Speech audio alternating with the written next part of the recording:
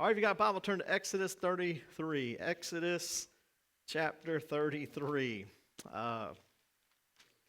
Wonderful chapter. As you know, we have been coming through Exodus, coming right along, and 33 or 34 messages, I believe. Something about 37 messages. So we're pretty close, neck and neck with Romans. Both of them approaching 40 messages in.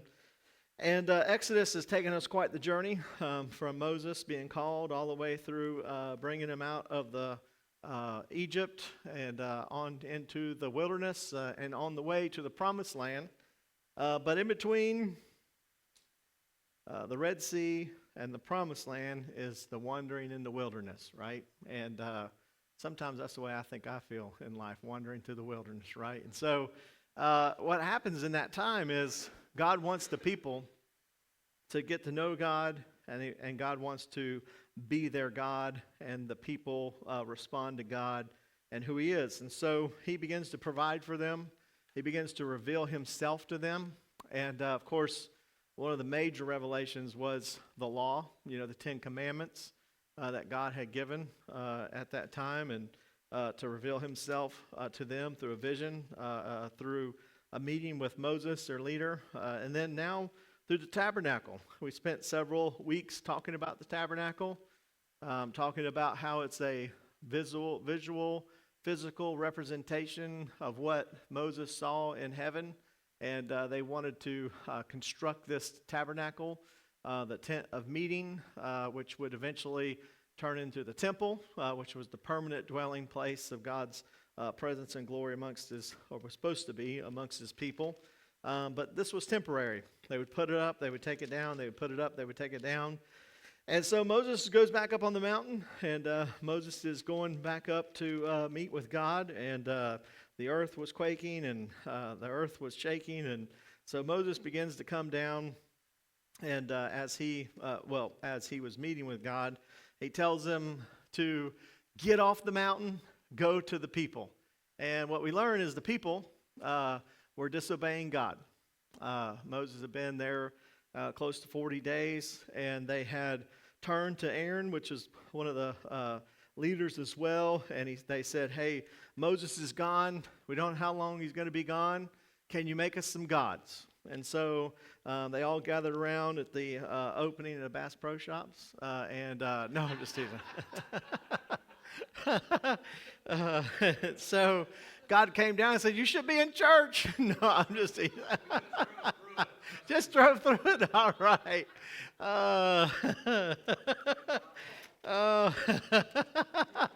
So there they were, their fishing poles and their tackle and their lure, and I'm just teasing. Anyways, but they come down, they see, he hears the shouting, he hears the dancing, and he sees a golden calf, and he sees this, and obviously Moses was infuriated. He was mad, he was upset, had righteous indignation to the people and to Aaron. And Aaron obviously took the easy way out and says, "Oh, I didn't know, I threw in this stuff and out popped this calf, and the people wanted it, the people desired it." And so God says, "All right, that's it. I'm just going to wipe them all out. I will wipe everyone out. And I'm just going to do away with them." And Moses pleads with them. He becomes the great mediator between man and God. And he's like, "Don't wipe them out." And so God, upon his request, did not wipe them all out. But Moses calls together the other leaders. And they go through the camp, and they take care of the ones who were openly disobeying God and continuing to move away from and continuing to disobey God. And so as the chapter closes, it's pretty dark. It's pretty lifeless. It's a picture of God kind of at the end of His rope with the nation of Israel. And so Moses, in chapter 33, as it opens up, the Lord is going to speak to Moses and say, "All right, that was the plan, but now here's the plan." And so we're gonna see something quite interesting in this chapter. And it's one of the greatest chapters in the Bible. It seems like I say that every week, but it really, really is. And you could really spend a lifetime digging out truths from this chapter. So Tonight, as we covered, I'm going to try to hit some of the highest parts, and we'll talk about it and think about it. But in verse 1, it says, Then the Lord said to Moses, Depart and go up from here, you and the people whom you have brought out of the land of Egypt, to the land of which I swore to Abraham, Isaac, and Jacob, saying, To your descendants I will give it. And I will send my angel before you, and I will drive out the Canaanite, and the Amorite, and the Hittite, and the Perizzite, and the Hivite, and the Jebusite. There's one country, Pastor said, and all the termites as well, right? Get them all out. All the ites got to go. Verse 3, Go up to a land flowing with milk and honey, for I will not go up in your midst, lest I consume you on the way, for you are a stiff-necked people. Oh, well, all right. So God says, all right, I'm going to let you go. I'm not going to kill you, but I'm not going to go with you. You're going to go. I'll help. I'll drive out the people. Not me, but I'll send my angel.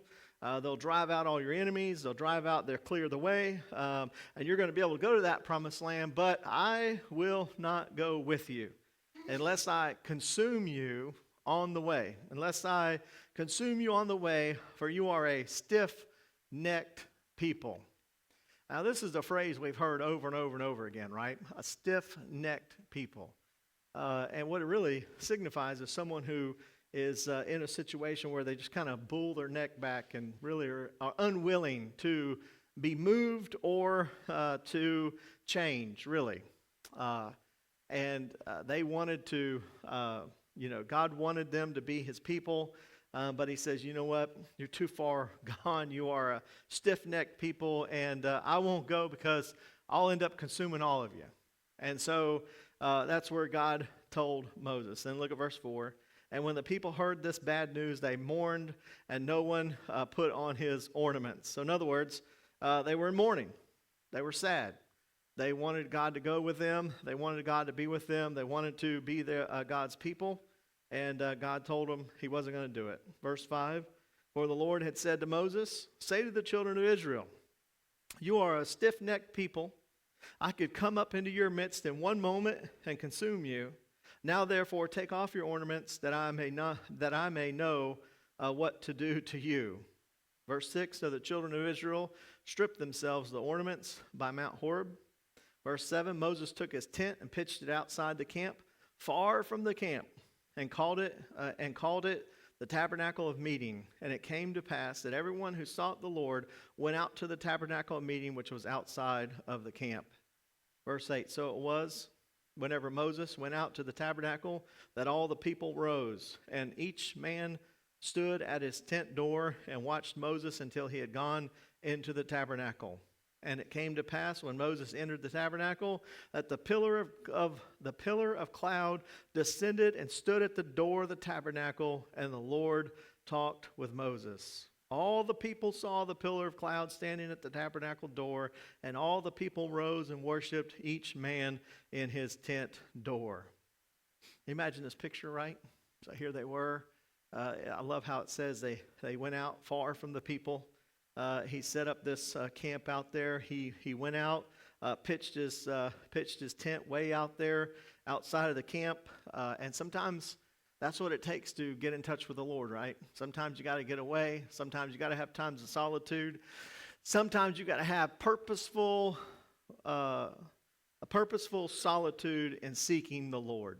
And I used to really think about this a lot. And one man that I listened to many times, and I'm sure you have as well, Dr. Charles Stanley would talk about solitude before the Lord.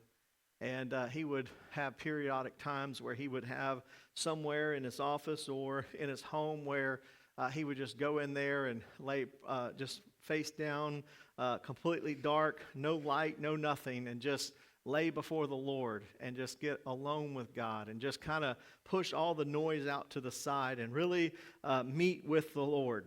And, I think for us, many times that's what we need to do.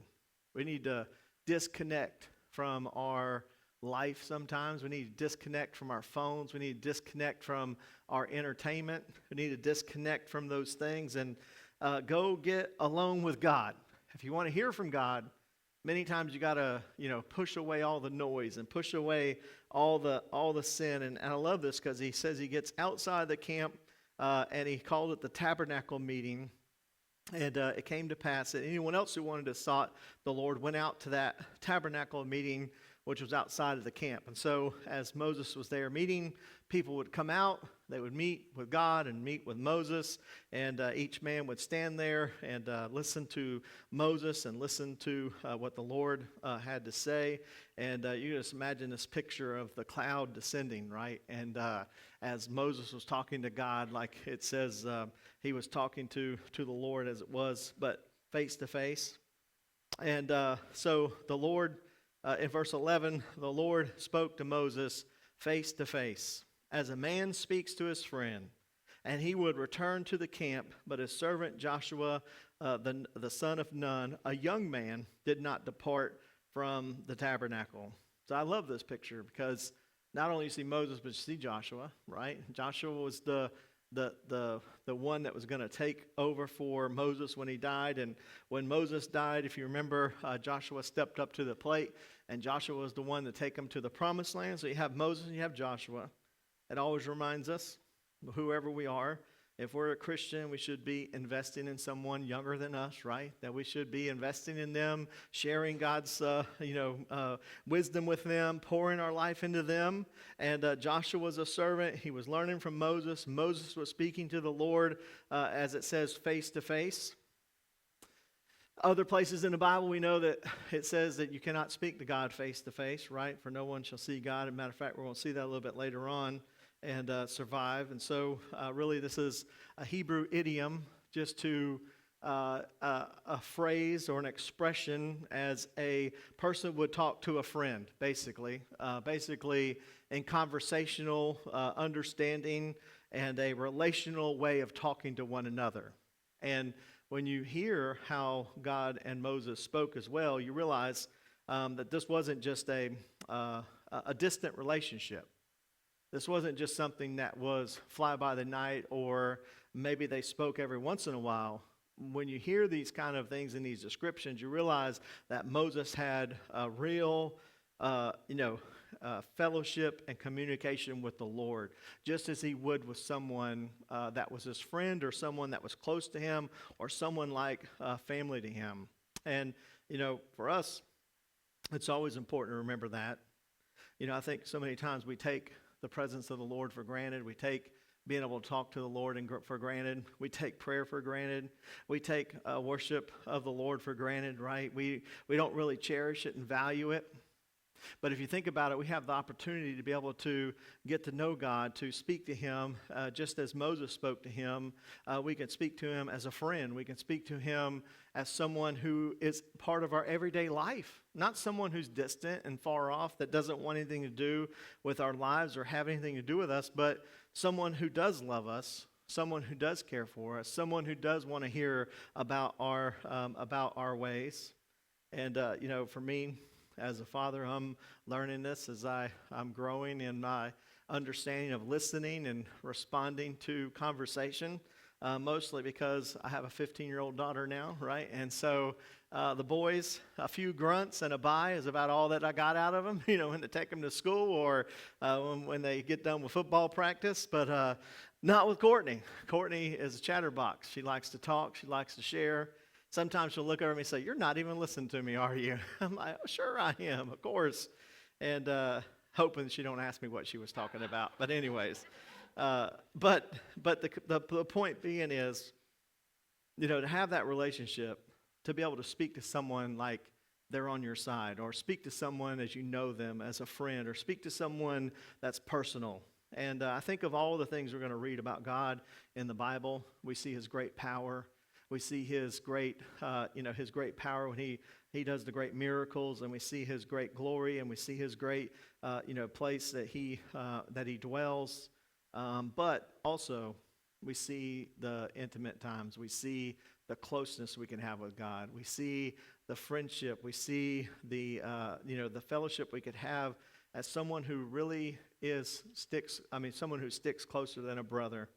And Moses knew that relationship. And I just pray in our lives and your life as well that you get to know God like that, that you can get to know God Dr. Homer Lindsay was a great pastor and preacher of the First Baptist Church of Jacksonville. And one of the things that Dr. Lindsay made so real was how he would communicate with Jesus. And Jesus was so real to him. In fact, many times he said he would be heading home from church or be heading home somewhere, and he'd just get to talking to the Lord. And he'd say he was talking to the Lord, and it was so just so conversational back and forth with God that many times he would look over to the seat next to him and see if he was sitting with him. You know what I mean? It was just that real, that God is there for us, and God is there for us to communicate to and talk to, not just a distant God, but a God who is personal, a God who knows our name, a God who meets with us and speaks with us face to face. And so Moses was in this presence. He was communicating with God. He was speaking with God. And the people were seeing this. In verse 12 it says, Moses said to the Lord, "See, you say to me, bring up this people, but you have not let me know whom you will send with me. Yet you have said, I know you by name, and you have also you have also found grace in my sight. Now therefore I pray, if I have found grace in your sight, show me your way, that I may know you, and that I may find grace in your sight, and consider that this nation is your people." And I love this because God had told Moses, it's not going to happen. I'm not going to go with the people. Moses comes and pleads with God on their behalf, and he's talking to God, and he's conversational, speaking to God, and he says, now, listen, this wasn't a contract, right? This wasn't something that we came to the conclusion that we were worthy of receiving this. This wasn't something that I did, because if you remember Moses' life, he didn't deserve what God had done in his life. He certainly didn't earn it, because we know the history of Moses. But what does it say? If I have found grace in your sight, right? I mean, to me, the concept of grace in the Bible is so hard to grasp. You know why it's so hard to grasp? Is because it's something that seems almost unreal, right? It seems too good to be true, right? And I think that's why so many people pursue religion so hard. And they pursue good work so hard. And they pursue joining and doing good things and working, trying to work to earn something, but they really don't understand true grace. And grace is God's unmerited favor. Grace is something that's given to us, that's not earned. And what Moses is saying, if I haven't earned this and you have given it to me, and I found this grace in your sight, Lord. And this is the way all relationship with God starts, right? It's by his grace. We don't approach God on our own merits. We don't approach God with our own duty. We don't approach God with our own righteousness. Moses didn't say, hey, I brought these people out and I was on the Red Sea and I did this and I know. He says, if I found grace in your sight, Lord, show me your way. What a request. When you read about Moses, like I said, a lot of times you see the good and the bad. But when you really see in the middle here, when he begins to commune with God and he begins to speak with God, you really see his heart. Moses says to God, if I've found this grace in your sight, show me your way.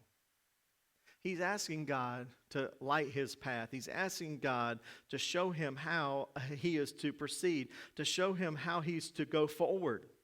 And he says, I want to go forward that I may know you and that I might find grace in your sight. When you get to a true relationship with God and you really understand what it's all about, first you realize you didn't earn it. That's number one. That's the grace part. But then you want to please God. You want him to show you his way. And you begin to work towards that and doing the things that God wants you to do. You ask God, hey, what is it with my life you want me to do? Where am I to serve? How am I to get involved in your mission? How am I willing to do this? And you learn God's way. But then, not only do you see his grace, not only do you know his way, but look what Moses says, that I may know you. So many times I think in the midst of doing and going for God, we forget to seek God himself, right? Here's Moses saying, I know you want me to do it, and I know I have this grace, but I don't ever want to lose sight of knowing you, God. I want to know you. I think about this request, right? I mean, for many of us, those who have found a spouse and are married, remember the process of going through that to finding a spouse, and you wanted to get to know someone, you wanted to get to know their way, and then all of a sudden you realize that you have this love not just for what they do and not just for them being a part of your life, but you begin to love them for who they are. And you really understand love in the sense that not what they can do or how they can help you or how they may guide you, but you love them for who they are. And Moses is saying, God, I have seen your grace. I want to know your way, but I want to know you. I want to know you personally. I want to know you in a way that is close, is intimate. There should be he's asking God to enter into his presence, enter into his knowledge, enter into his life to get to know God himself. And I think about in our life, think about your life. Have you found grace in the sight of God? That's a good thing to know that you're saved. It's a good thing to know how he wants you to live your life, right? It's a good thing to know his way. But I ask you, do you know who God really is? Have you sought God himself? Have you sought the character and the presence of God in your life? And that's what Moses is doing. He's saying, I'm not satisfied for staying with the status quo. Because I'm not satisfied for just checking the boxes. I'm not satisfied for just doing what you're telling me to do. I want to know you. I want to spend time with you. I want to know who you are. I want to pursue you. And if I found this grace in your sight, he said, not only just for me, but consider that this nation is your people. Listen, when you love God, you automatically have a love for people, right? Moses is saying, hey, I love you, and this is in my heart. I want to know you, and I want others to know you as well. I want the nation of the people to be your people, God. And that's the passion and the burden that we see. Anybody who does anything great from God has this. You have a love for God. You have a pursuit after God. And then there's always those around you that you want them to know God as well. It always happens that way. And listen, when you love somebody, you have no problem sharing that with somebody, right?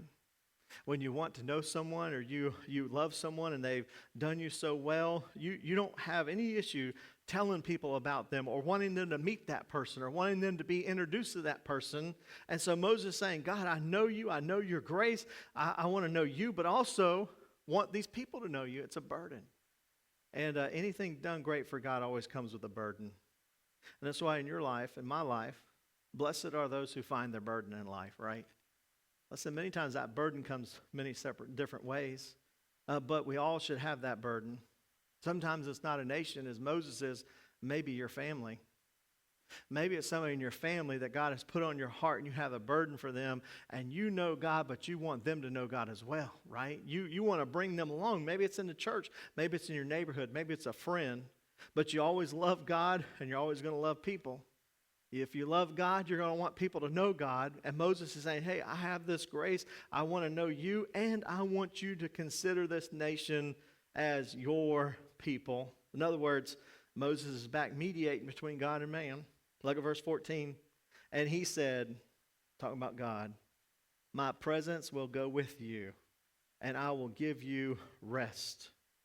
And then he said to him, talking about Moses, said to God, if your presence does not go with us, do not bring us up from here. For how will it be known that your people and I have found grace in your sight, except you go with us? So we shall be separate, your people and I, from all the people who are upon the face of the earth. Wow. If you look at it here, he's saying, listen, I want you to go. I want your presence, and I want you to go with us. And God says, I will go. I will give you rest. I will be there with you on your journey. And Moses says, okay, but if you don't go, don't bring us up from here. Like, just let us die here. We don't want to proceed any longer without your presence in our life. And then if you think about it, what is the only thing that's different from you than anyone else who lives on the face of the earth that doesn't know God? It's the presence of God in your life, right? Listen, it's not that we're excluded from trials. Listen, I think it would be an easy sell for Christianity if you'd say, listen, you come to know Christ and you'll never have another trial. Do you know how many people would be flocking to the faith of Jesus Christ? I mean, that would be a home run, right? That'd be a slam dunk. Hey, if you come to know Christ, you'll be wealthy, you'll be healthy, and you'll be wise, right? As we call it the prosperity gospel. We call it the blab it and grab it. Some people call it, right? You can claim it, you can grab it, you can have it. You can be a part of it. Listen, God does bless. God does do those things. He does take care of us, but it's not on demand. It's not something we've earned. It's not something we can desire. It's not something that's the root of the gospel. You can't say, hey, come to Christ and you'll never have a heartache. You'll always be rich. You'll always have these things. No, that's an easy sell, but it's not what God teaches. What God teaches us is that we will have the salvation of the Lord, and no matter what happens or whatever we face, God will be with us. That's the one difference between anything else in the whole world. Listen, when you have cancer, God will be with you. When you go through heartache, God will be with you. When you lose a loved one, God will be with you. When you're in the deepest, darkest moments of your life, the presence of God will be with you. And Moses says, if that presence can't go with me or the people, leave us here.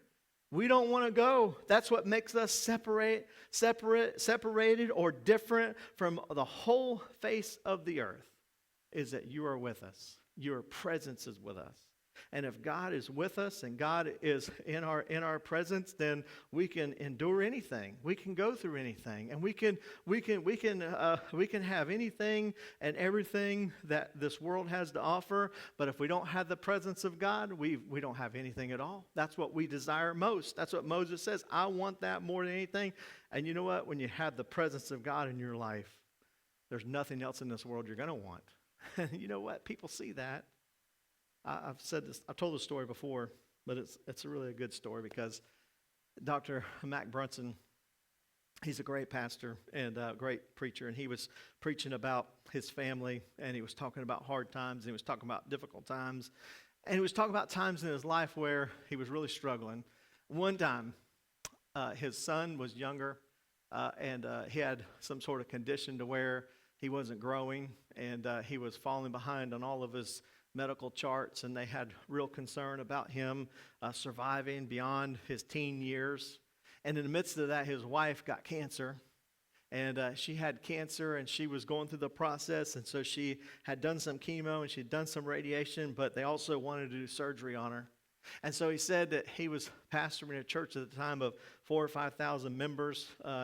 So he had said that he had been in people's homes. He had been there for funerals. He'd been there in hospital visits. He had been there for all of his deacons and all of his members so many times. And he said she had to be at the hospital at 5 o'clock in the morning to begin this surgery. And so he went there with her. And, of course, you know, they come to a time when they look at you and say, okay, you're going to have to go to the waiting room now, and we're going to take her back or him back, and, this will be the last time you see them until after the surgery. And so his heart was heavy, and he was concerned, and he was praying for his wife, and he wanted her to be okay.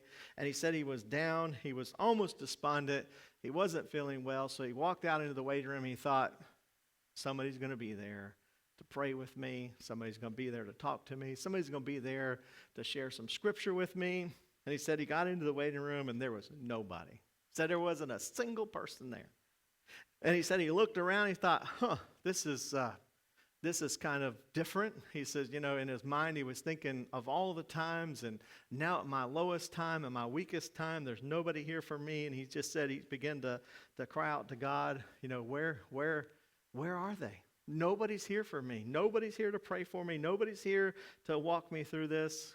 And he said not in an audible voice, but a still voice into his heart, he said, the Lord spoke to him and said, well, if nobody's here, then who are you talking to?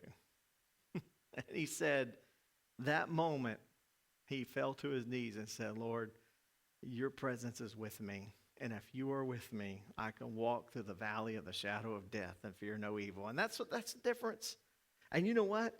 In this world, so many times in this world, it sells a cheap version of peace, right? It sells a cheap version of the presence of God that you can make it through by doing the things of the world. But you know what happens is when people begin to go through those things, and listen, you will go through those things, just like in Ecclesiastes, when you realize that everything in this life is vanity, and it's all just a vapor, and you can have the best of everything and still be empty. And you know what? As they go through those things, you know who they're going to call on when they hit rock bottom? They're going to call on the person they know who has the presence of God with them, right? The one thing that makes you different than anyone else in this world is not that you will be absent from trials or tribulations, or that even the nation of Israel wouldn't go through trials and tribulations or face giants or obstacles, but the presence of God would be with them. That's what Moses desired, and that's what he asked him. I want the presence of God with us, and if you're not going to go with us, we don't want to go.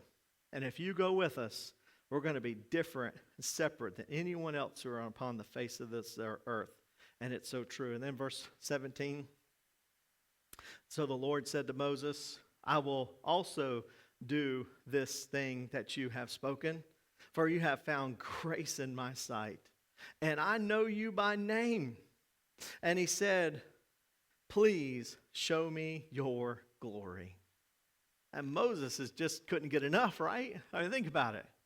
God, show me your grace. God, show me your way. God, show me who you are. And then God, give me your presence. And now he says, God, show me your glory. God, I want to see it all. Right? I mean, it's like someone getting so excited they're just blurting out, like, I want it all. I want everything, Lord. I want everything. You know, when you start pursuing after God, that's the way it works. You start pursuing after the Lord and you just can't get enough of it, right? You just want to be in his presence. You want to be in his glory. You want to be with him, and you can begin to pursue it. And all of a sudden, Moses is like, God, show me your glory. I mean, what a request. I mean, think about the courage and the faith it took Moses to ask that. He saw the mountain quaking. He saw the lightning falling. I mean, he saw this pillar of cloud. He saw the Red Sea parted. He saw all this stuff. And now he's saying, God, show me your glory. Show me your glory. I mean, what a request. Look at verse 19. Then he said, this is God responding back to Moses, I will make all my goodness pass before you, and I will proclaim the name of the Lord before you. I will be gracious to whom I will be gracious, and I will have compassion on whom I will have compassion. But he said, you cannot see my face, for no man shall see me and live. And the Lord said, here is a place by me, and you shall stand on the rock. And so it shall be, while my glory passes by, that I will put you in the cleft of the rock, and I will cover you with my hand while I pass by. Then I will take away my hand, and you shall see my back, but my face shall not be seen. I mean, what a story, right? I mean, isn't this amazing? I mean, what a glorious thing for God to be able to answer his request. And you know what it reminds me of? If you want big things from God, you got big things from God, you got to ask big things from God, right? You got to ask, right? I mean, sometimes in our faith it's so weak. Sometimes we fall for short things, but not Moses. He's saying, God, I want to see it all. I want to see your glory. I mean, what a request. And God says, hold on there, buddy, right? Like you don't remember the burning bush? I told you to take your shoes off, right? Like you were standing on holy ground. And he's like, you can't see all of it, but praise God, you can see some of it. Isn't that good news? Think about it. For us as Christians, you know, we may not see all of the glory of God, but just give us a glimpse of it, right? I mean, just give us that little glimpse, just like Paul talks about. You know, eye has not seen nor ear has heard what's in store for those who love God and those who are going to enter into the presence of the Lord. But in the momentary times of this life, God could give you little glimpses of glory. This was a little glimpse of glory for Moses. And I love that part, no one can see my face and live. That just shows the presence and the power and the holiness of God. That God will not dwell with man because he is so holy and you can't see his face. He's veiled it. And the Lord said, here's a place by me. You shall stand on the rock. So shall it be while my glory passes by, that you'll be put in the cleft of the rock. And I will cover you with my hand while I pass by. Then I will take my hand away, and you shall see my back, but my face shall not be seen. Many people believe this is a Christophany. Remember, we talked a little bit about theophanies and Christophanies, right, in the Old Testament. Basically, it's a veiled or a hidden, a veiled or a hidden picture of God or Jesus Christ. Some people believe the cleft in the rock here was Jesus Christ, right? You've heard the story of Christ being the rock and Christ being the cleft of the rock. And his glory, his power through the cross and through his redemption. We don't get to see the full glory of God, but yet we see we're protected by the cleft of the rock, and we'll see the glory of God. And even Jesus himself, the veiled version of God, said, if you've seen me, you've seen the Father, right?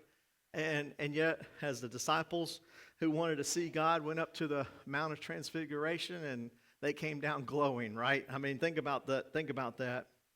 And you see it over and over and over again. And for us as Christians, what we see in Jesus Christ is just a picture. It's just a glimpse of the glory of God.